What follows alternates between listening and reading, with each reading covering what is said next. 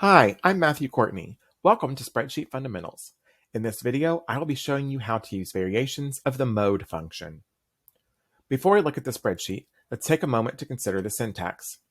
There are three variations of this function. The first is simply mode.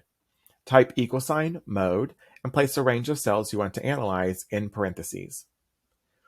This function may not always work in every spreadsheet software, so there are also the mode.sngl and mode.mult functions. These can help you identify single modes or multiple modes, respectively. Let's take a look at how these mode functions work in a spreadsheet. Column A lists the test scores for a classroom of students. To find the mode, I will type =mode, open parentheses, A:(A), close parentheses, enter, in cell D2. The mode is 84. I can repeat this process by using the single mode function by clicking in cell D3 and typing =mode.sngl, open parentheses, and selecting column A. Close parentheses, enter. Again, the mode is 84.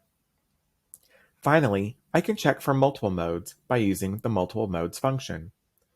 In cell D4, I will type =mode.mult, open parentheses. Again, select column A, close parentheses, enter. You can see that this function auto-populates down the column for the three modes in this dataset, 60, 84, and 85.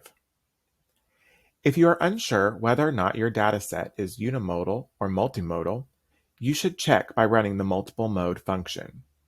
If there are multiple modes, the mode and single mode functions will return the mode that is in the middle of the rest. As you can see here, 84 falls in between 60 and 85, which is why the mode and single mode functions return this figure. In this video, I have shown you how to use variations of the mode function. For more information about how to use spreadsheet functions to interpret student data, please visit www.matthewbcourtney.com/repository.